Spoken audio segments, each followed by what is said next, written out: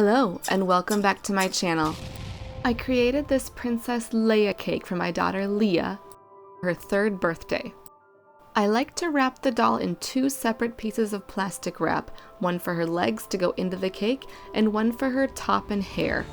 It's important to use 2 separate pieces versus 1 full piece, as the top piece will be removed and the bottom will stay in the cake.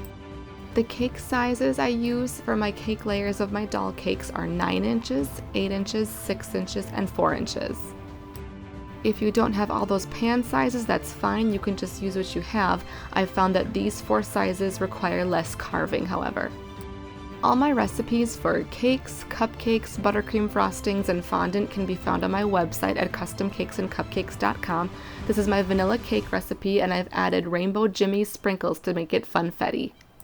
This doll cake will require about 2 batches of any of my cake batter flavors. I've also added some crunchy sprinkles in between the layers, as my daughter requested sprinkles there as well. And if you watched my cake videos, you'll know I normally put my top layer on upside down for a nice sharp edge. But here I've left it right side up. I actually want the taper. I've cut holes through the center of all my cake layers before stacking so the doll will fit right in. Begin carving the cake in a tapered cone shape. If you've watched my other doll cake tutorials, this is my preferred method, and you'll see I cut off bigger pieces first, and then I slow down and cut smaller and finer pieces. I'm using a long, sharp serrated bread knife for this. My layers are frozen, so this helps it carve it more easily. I know this goes without saying, but please be very careful where your hand is holding the cake board as you carve. Next, I'll start the crumb coat. This is just a thin layer of buttercream frosting applied to the stacked cake layers to help give it shape and also trap the crumbs from getting into the outer decorated layer.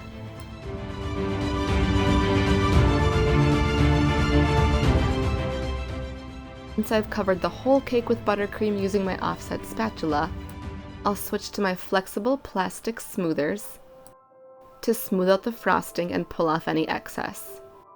This really doesn't need to be perfect, it doesn't need to be totally smooth because we are going to pipe on top of it.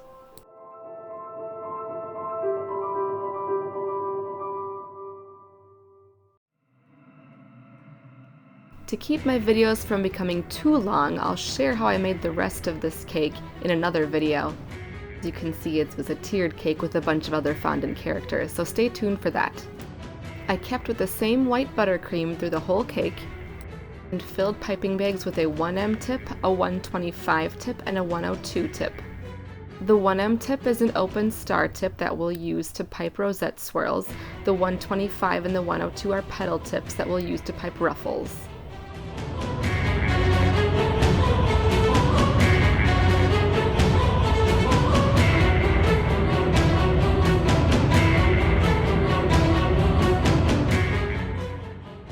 I'm starting with a couple of rows of ruffles around the bottom of her dress using the 125 petal tip. This acts as a little border to hide the seam between her dress and the bottom black tier here, and it also makes the dress look more flowy. Hold the wide end of the tip against the cake with the narrow end outward and move your hand up and down very small. Gives the ruffles some movement.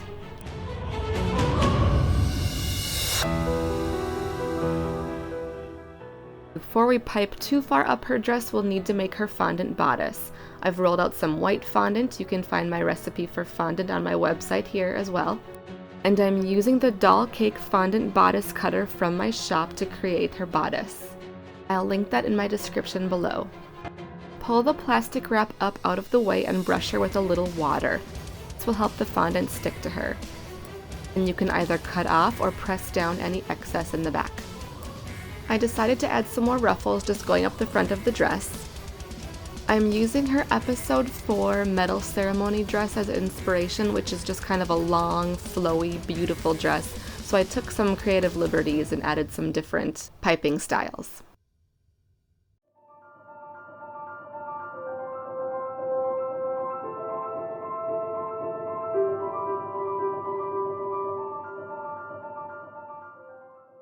Then I'll switch to piping some 1M rosette swirls. These add a really beautiful look to doll dress cakes. Squeeze to anchor the buttercream to the cake. Then spiral around, maintaining even pressure 1 time, and when you reach the end, taper off your pressure and release. Making sure they overlap helps eliminate any gaps or holes in the piping on the cake.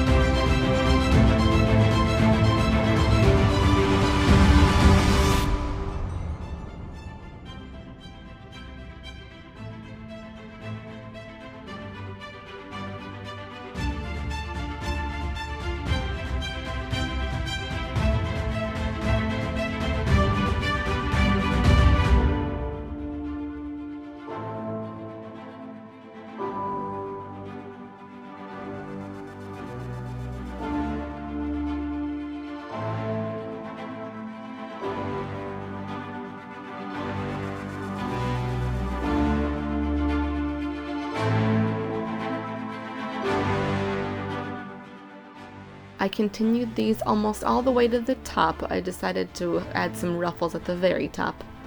But you can certainly pipe it all in ruffles or all in rosettes or whatever you're most comfortable with. Then I added a couple of rows of ruffles with the larger 125 tip, followed by a couple of smaller rows of ruffles with the 102 tip. I'll be adding a silver fondant belt to the dress as well, so it didn't need to look totally perfect as I'd be covering some of it up. You could certainly cut her belt out freehand or just with a scraper like this, but I have a diamond cutter set which happened to be just about the right shape. I also had these little jewel-shaped texture decorations which I cut out freehand from fondant as well.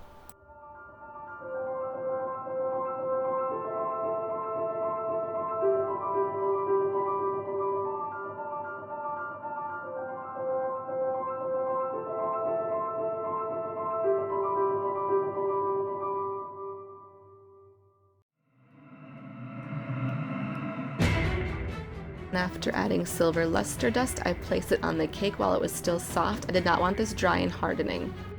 Next, this dress has really long flowing sleeves, so I cut out some long kind of petal shapes from fondant.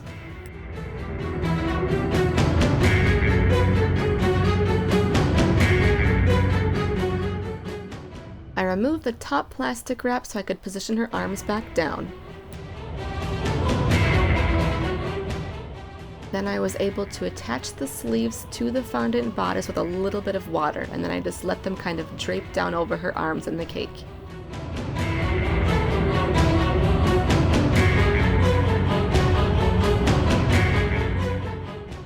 Then I added a little of this pearl shimmer spray to make her dress shiny.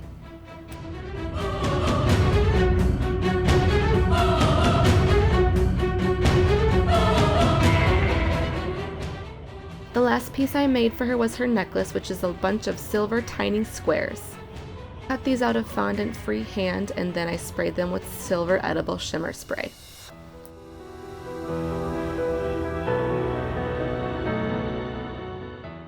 And I attached these around her neck with a little bit of water. This took a little time and patience to get them to stay put, but it did work out well in the end.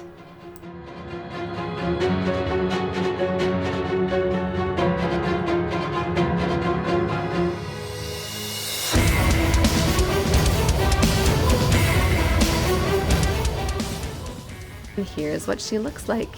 I was really happy with how she turned out.